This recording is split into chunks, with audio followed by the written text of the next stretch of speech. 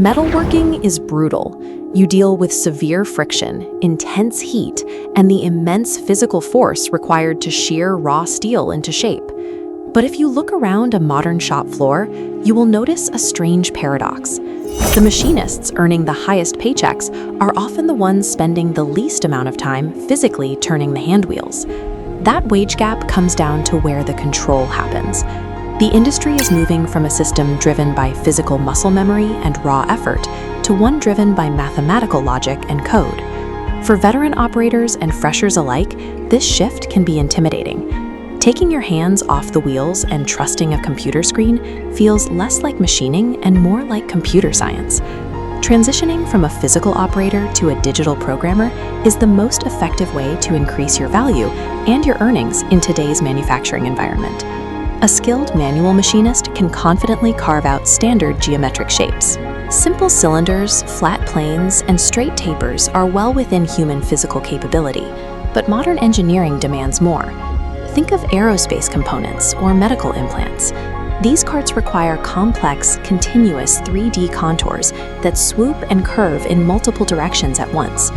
When you look at an aerospace turbine blade like this, you hit a hard capability barrier. Creating this on a manual lathe or mill is completely impossible. On a CNC machine, it is a routine operation. The reason is simple mechanics. Human hands cannot physically rotate 2 or 3 separate hand wheels at the exact same time with perfectly synchronized, varying speeds to create smooth, continuous aerodynamic shapes. Producing these high-value components requires moving past the physical limitations of manual handles and into the digital control of machine code. Think of conventional machining like handwriting a letter. You move the pen and you have direct control. CNC is like typing that letter and hitting print. You write the instructions and the machine executes them. The immediate benefit of that manual handwriting is tactile feedback. Through the hand wheels, you can literally feel the vibration of a dulling tool, the chatter of the metal, and sudden changes in material hardness. The downside to relying on physical feel is human stamina.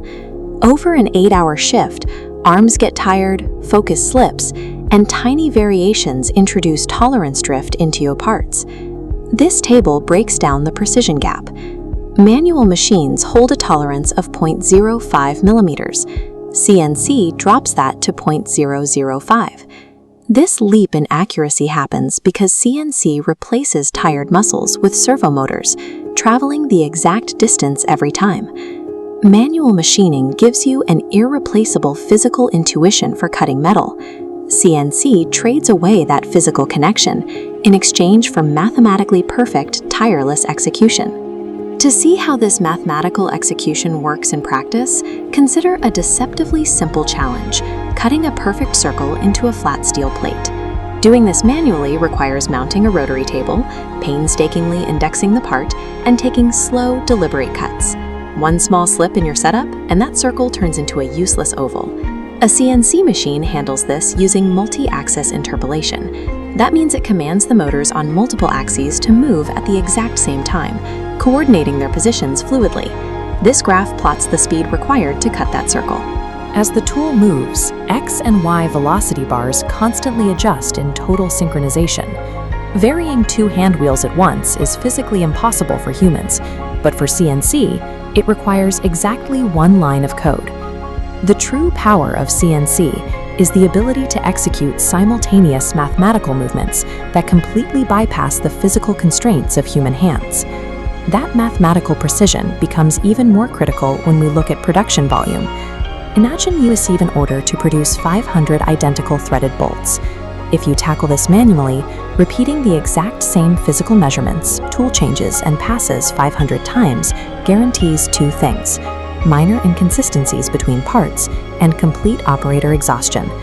With a CNC lathe, volume ceases to be a problem. Once the program is dialed in and proven safe, the 500th bolt will be dimensionally identical to the very first one. However, there is a hidden cost here. To get that first perfect part on a CNC, you have to spend significant time writing code, setting tool offsets, and running simulations. On a manual machine, you could walk up and rough out a single part before the CNC programmer has even finished typing. Once setup is done, the machine takes over. Automated changers swap heavy cutters in a fraction of a second, stripping dead time from the cycle. CNC machining requires a heavy upfront investment of time and mental energy, but it eliminates the errors of manual repetition, allowing for high-volume production with zero loss in quality. Because CNC machines are so autonomous, there is a common myth that they replace human knowledge, or that traditional machining skills are completely obsolete. The reality is much different. If you only know how to load a part and press the green button, you won't know what to do when a tool starts shrieking or a part warps. You are just a button pusher, and button pushers are easily replaced. This diagram shows the most valuable persona on a Monum shop floor. It is the operator, who stands right in the middle, combining conventional mechanical intuition with CNC precision. That tactile wisdom makes them the best candidates to write efficient, crash-free code. Modern manufacturing rewards machinists who can combine their mechanical intuition with digital control, securing higher wages than those who specialize in only one discipline.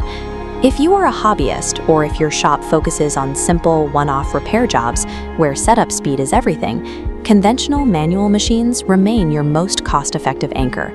But for anyone targeting high-level roles in modern production manufacturing, learning CNC is the absolute necessary standard for career advancement. To make that transition, you have to learn how to talk to the machine's brain. You have to learn G-code. Looking at a block of G-code for the first time can be daunting, but it is just a structured set of instructions. You are telling the machine what move to make, the exact X and Y coordinates, and the feed rate to use. Mastering this logic means you no longer rely on physical handles. You gain absolute control over the machine's movements through pure mathematics. Learning this language is how you translate your mechanical knowledge into the high-precision commands modern production requires. In our next video, we will break down exactly how to read and write G-code. Subscribe so you don't miss it, and I'll see you in the next one.